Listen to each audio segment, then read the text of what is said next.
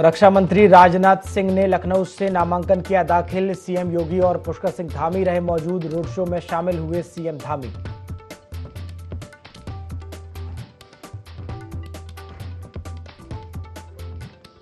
मुख्यमंत्री पुष्कर सिंह धामी ने उधम सिंह नगर जिले की कानून व्यवस्था की समीक्षा की। बैठक में जिलाधिकारी और पुलिस अधिकारी रहे मौजूद। कहा, देवभूमि के नागरिकों को सुरक्षित वातावरण देना हमारी प्राथमिकता।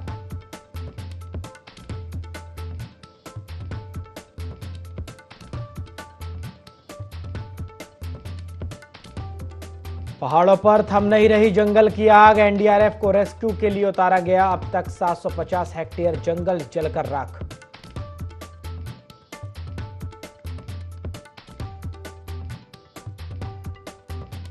दस मई से शुरू होगी चारधाम यात्रा। ऑनलाइन रजिस्ट्रेशन की अधिकतम संख्या तय। यमुनोत्री में 9,000 और गंगोत्री में 11,000 यात्री रोजाना कर पाएंगे दर्शन।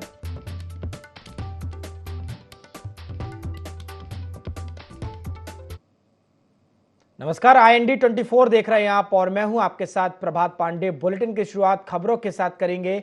उत्तराखंड में लोकसभा चुनाव भले ही संपन्न हो चुका हो, लेकिन सियासी पारा गिरने का नाम नहीं ले रहा। वहीं भारतीय जनता पार्टी के नेताओं की आपसी अंतर्कलह पार्टी की खूब फजीहत भी करा रही है। बीते दिनों टेहरी से भाजपा विधायक किशोर उपाध्याय और हाल ही में भाजपा में शामिल हुए पूर्व मंत्री दिनेश धने और भाजपा नेता खेम सिंह चौहान के बीच आपसी खींचतान के बाद रानीखेत से भाजपा विधायक प्रमोद नैनवाल और दर्जाधारी मंत्री कैलाश पंत के बीच का मामला सामने आया है, जिसके बाद भारतीय जनता पार्टी के प्रदेश अध्यक्ष महेंद्र भट्ट ने सभी नेताओं को भाजपा प्रदेश मुख्यालय में तलब किया और सभी से जवाब भी मांगा। साथ ही प्रदेश अध्यक्ष महेंद्र भट्ट ने सभी नेताओं के साथ बैठक करके उन्हें सख्त निर्देश देते हुए अपनी बात पार्टी के अंदर रखने की हिदायत भी दी।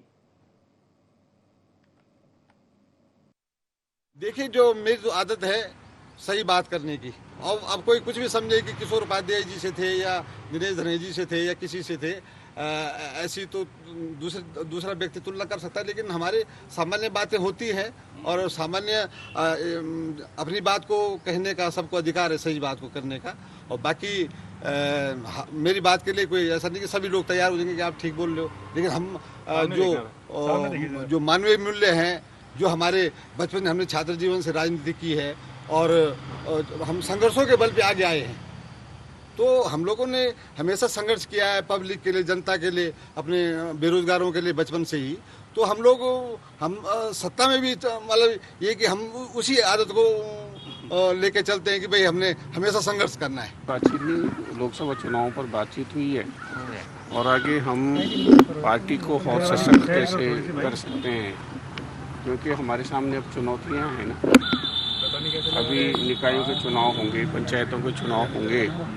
हम इन सब चीज़ों में उलझे रहेंगे तो वो कोई अच्छी बात नहीं है कि सुर्खियां जो है, सुर्खियां भी आप ही बनाते हैं और सुर्खियों से दूर भी आप ही ले जाते हैं।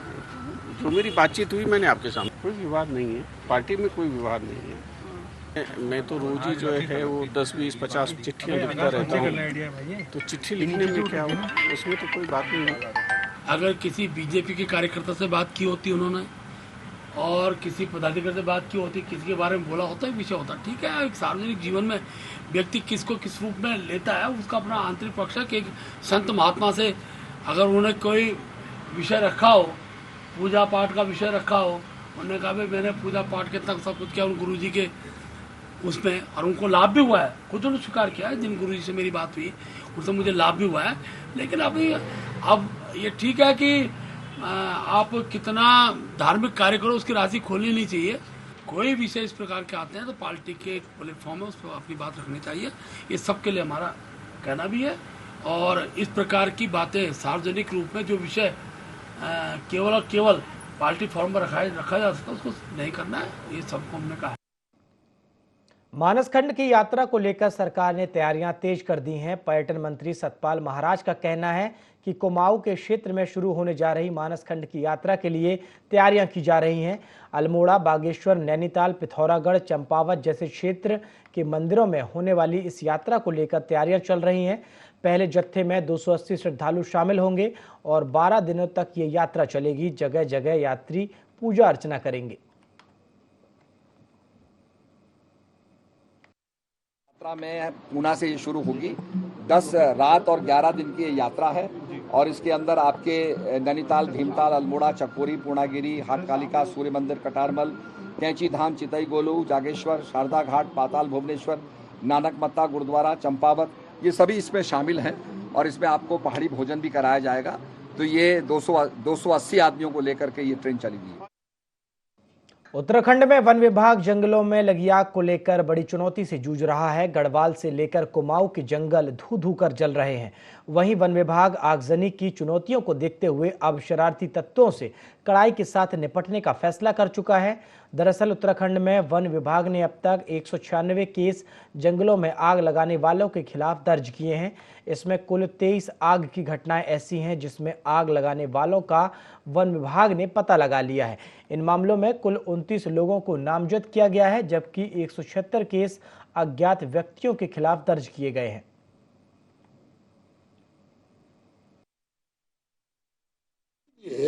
भैया एक मिनट, इसीलिए सरकार के स्तर से निर्देश दिए जा चुके हैं कि संबंधित डीएफओ घटना स्थल पर स्वयं जाएंगे और आज हमारे मैक्सिमम डीएफओ जहां जहां भी सही घटनाएं हो रही हैं वो फील्ड में, और अगर किसी की लापरवाही पाई जाएगी तो निश्चित रूप से उसके खिलाफ कार्रवाई की जाएगी, चाहे वो डीएफओ हो या नीचे के स्तर का कर्मचारी हो।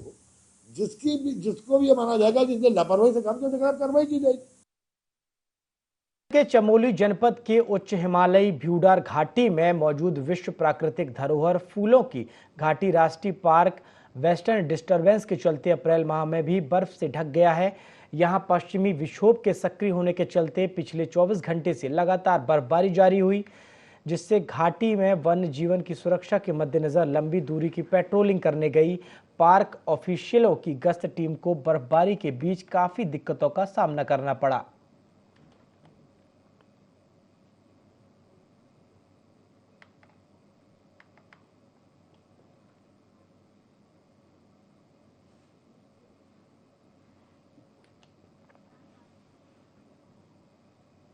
राजधानी देहरादून में सुबह से ही भीषण अग्निकांड की खबरें सामने आई हैं। शहर के खुड़बुड़ा मोहल्ले में आग से 20 से ज्यादा झोपड़ियां जलकर राख हो गईं।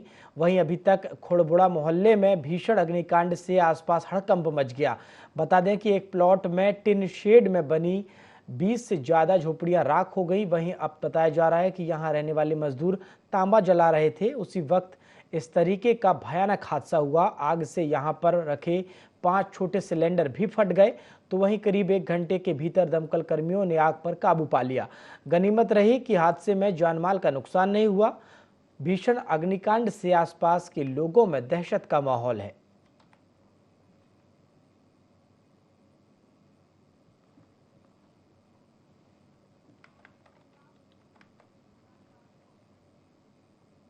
रानीखेत और टिहरी में भाजपा के नेताओं के बीच छिड़ी जुबानी जंग से प्रदेश नेतृत्व असहज हो रखा है। इसके बाद टिहरी में विधायक किशोर उपाध्याय और लोकसभा चुनाव से पहले भाजपा में शामिल हुए मंत्री दिनेश धने समेत 5 भाजपा नेताओं को भाजपा प्रदेश अध्यक्ष ने अपना पक्ष रखने के लिए बुलाया था। इसके बाद विपक्ष ने भी भाजपा नेताओं के बीच वार प्रतिवार के मुद्दे पर प्रतिक्रिया दी। पार्टी के प्रदेश प्रवक्ता शीशपाल बिष्ट का कहना है कि भाजपा अनुशासन की बात करती है, लेकिन उन्हीं के विधायकों के बीच कोल्ड वॉर छिड़ा हुआ है। उन्होंने कहा कि इससे पहले भी भाजपा के मंत्री प्रेमचंद्र अग्रवाल ऋषिकेश में एक युवक की पिटाई करते हुए नजर आए थे। भाजपा अनुशासनहीन मंत्रियों और विधायकों पर लगाम लगाने में पूरी तरह विफल साबित हुई है।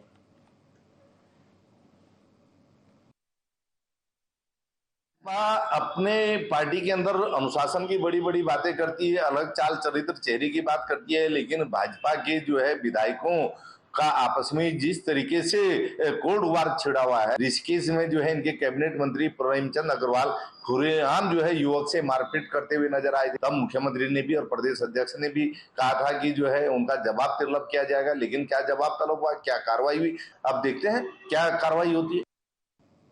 विधानसभा सत्र को गैरशीर्ण में न कराए जाने के पक्ष में सरकार को लेटर लिखने वाले विधायकों के नाम सामने आए हैं। आरटीआई के माध्यम से पता चला है कि कल 38 विधायकों ने पत्र पर संयुक्त हस्ताक्षर किए थे। इसमें कांग्रेस के 3 और निर्दलीय भी शामिल थे। मंडी समिति देहरादून के पूर्व अध्यक्ष रविंद्र सिंह आनंद ने इसका खुलासा किया है। रविंद्र आनंद का कहना है कि उन्होंने वहां सत्र नहीं कराए जाने वाले विधायकों और मंत्रियों के नामों के खुलासे के लिए विधानसभा कार्यालय में आरटीआई लगाई थी, जिसमें 24 विधायकों के नाम का पता चला है, लेकिन सरकार के इशारे पर 14 विधायकों के नाम अभी भी छुपाए जा रहे हैं।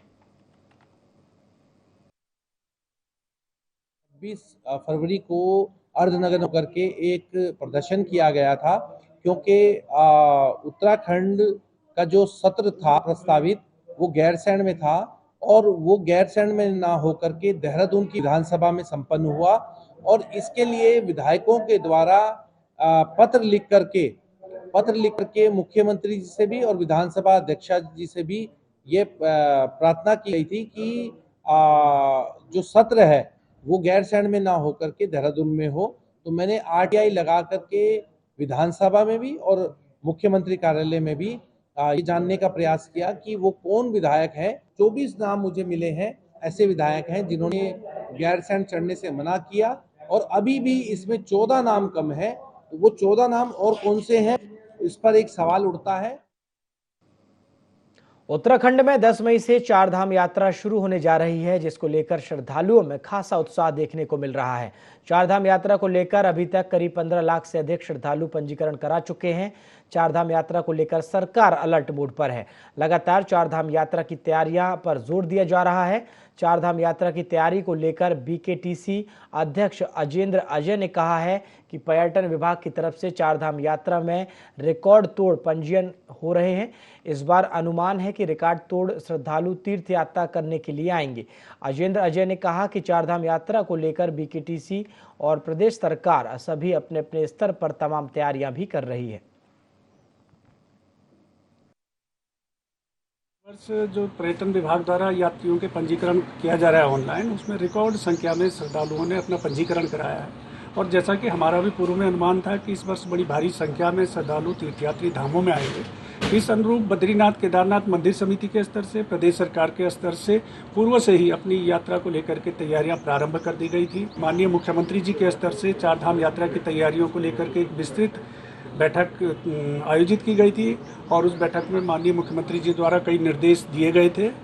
जो यात्रा से संबंधित विभाग हैं, विभागों की जो अब तक की तैयारियां उनकी विस्तृत रूप से समीक्षा की गई और जहां पर सुधार और संशोधन की आवश्यकता थी वहां पर उनके द्वारा उनको निर्देशित भी किया गया। भगवान श्री गणेश का जन्म स्थल डोढ़ीताल, जहां माता पार्वती ने अपने उपटन से अद्भुत बालक भगवान श्री गणेश की उत्पत्ति की थी, जिसका उल्लेख स्कंद पुराण के केदार खंड नामक अध्याय में भी वर्णित है।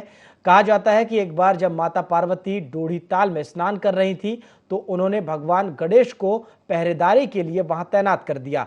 स्कंद पुराण में यह विवरण है कि यहीं पर भगवान शिव ने गणेश जी का सिर काटा था। इसके बाद से इस स्थान पर भगवान गणेश को डोढ़ा ताल के रूप में पूजा जाने लगा। देखिए ये रिपोर्ट। स्कंद पुराण के अनुसार डोढ़ी ताल में जब भगवान शंकर ने तालाब में जाने की इच्छा जताई थी तो उन्हें माता पार्वती के पुत्र भगवान गणेश ने जाने से रोक दिया था। इसी दौरान दोनों के बीच बड़ी बहस हो गई। इस बहस के बाद भगवान शिव इतने क्रोधित हो गए कि उन्होंने त्रिशूल से गणेश जी का शीश काट दिया।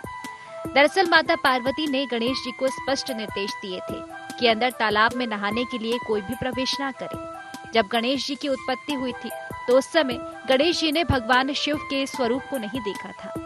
बाद में भगवान शिव ने हाथी का शीश लगाकर भगवान गणेश को पुनर्जीवित कर दिया था। लेकिन तभी से इस स्थान को डोढ़ी ताल धाम नाम से जाना जाता है।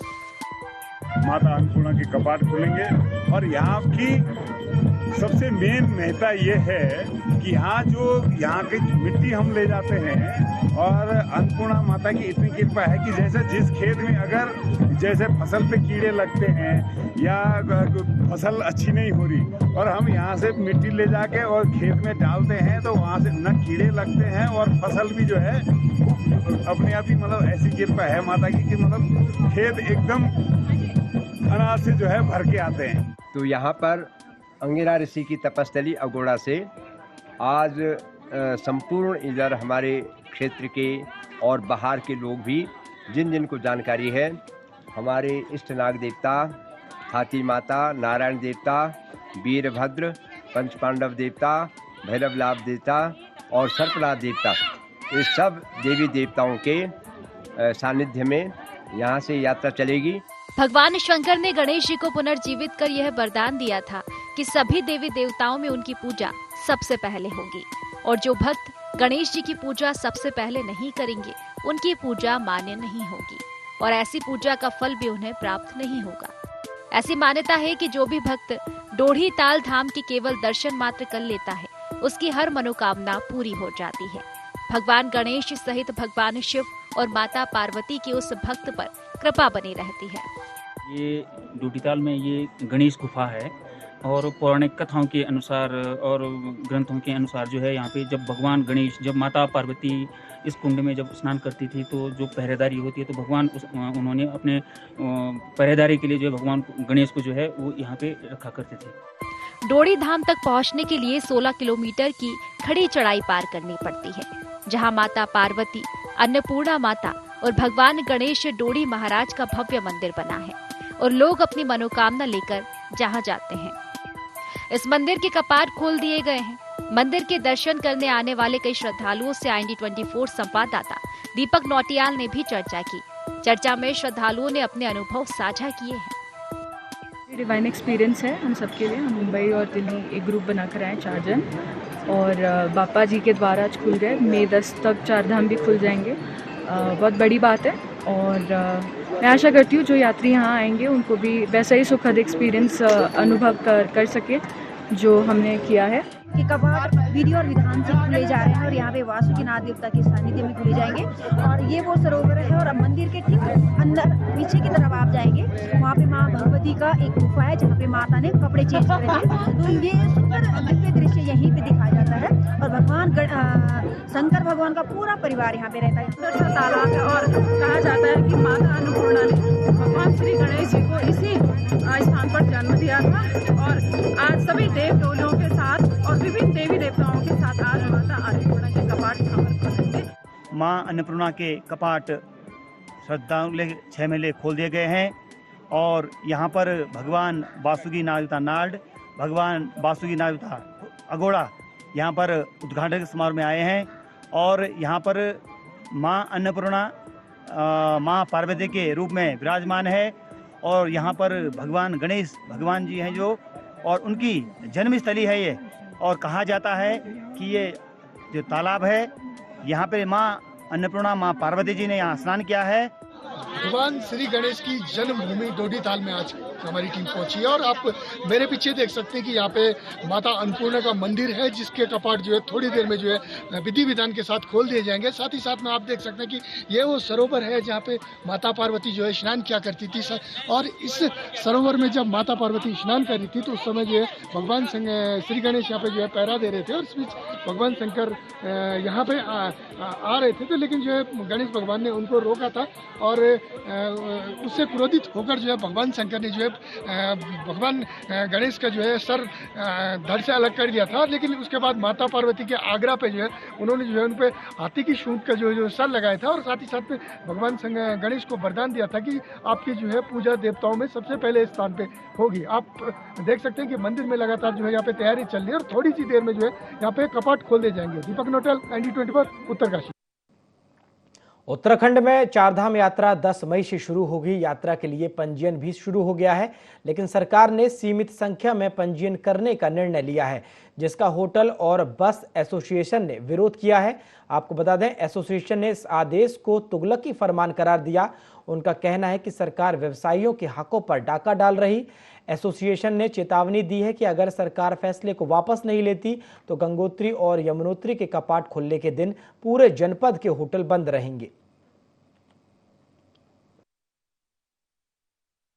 कोविड के समय का हम जब बात करते हैं तो सभी जगह कोविड के दौरान जो है जब कोविड शांत हो गया था तो कोविड में सभी जगह मंदिरों के और मॉन्यूमेंट्स के कपाट मतलब सबके द्वार खुल गए थे।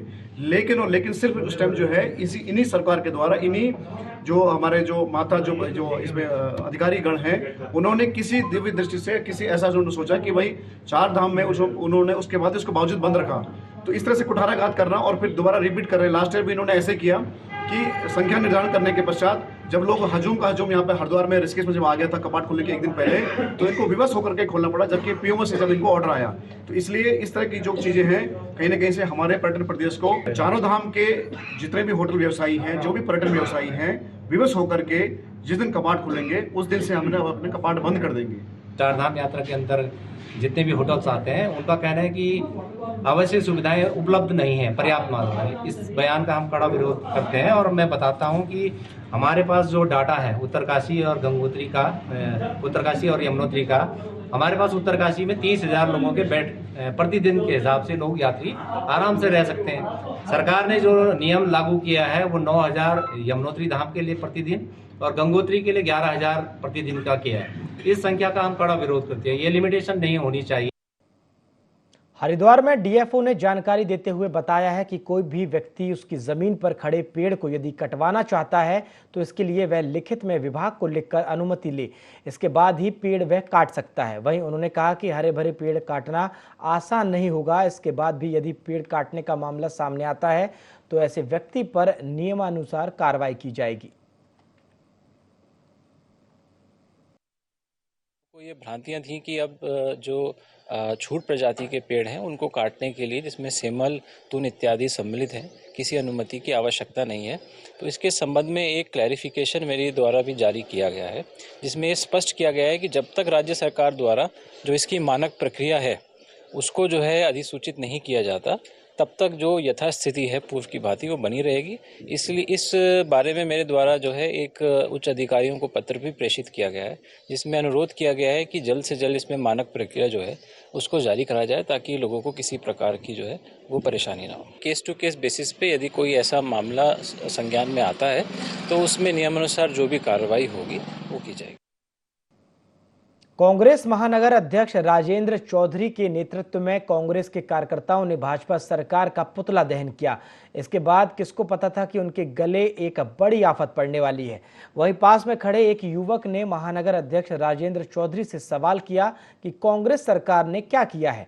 इस पर महानगर अध्यक्ष ने युवक को बिना कुछ बताए ही उससे वहां से हटने के लिए बोल दिया, जिसके बाद युवक ने फिर से सवाल किया तो कांग्रेसी कार्यकर्ताओं ने उसके साथ मारपीट की।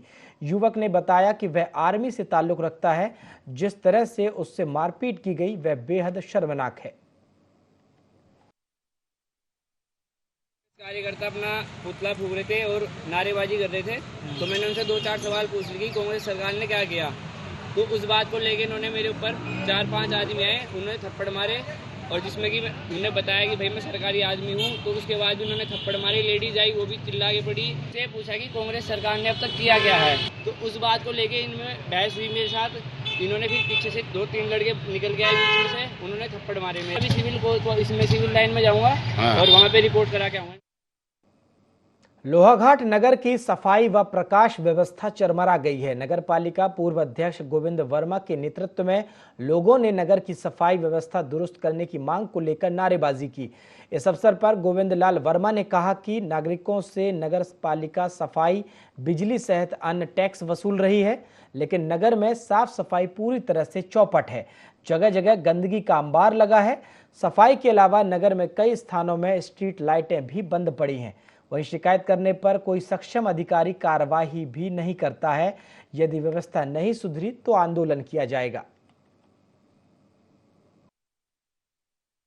पंचायत ईओ मौर्या से और एसडीएम साहब से हमारा यही निवेदन है कि शहर की सफाई व्यवस्था को दुरुस्त किया जाए, क्योंकि इससे बहुत सी बीमारियों का समागम हो रहा है और मक्खी और मच्छरों का प्रकोप बहुत ज़्यादा बढ़ चुका है। जो नगर की सफाई व्यवस्था है पिछले कुछ 2-3 महीनों से चरमरा गई है, और जिससे कि लोहाघाट की नगर की जनता काफ़ी परेशान है।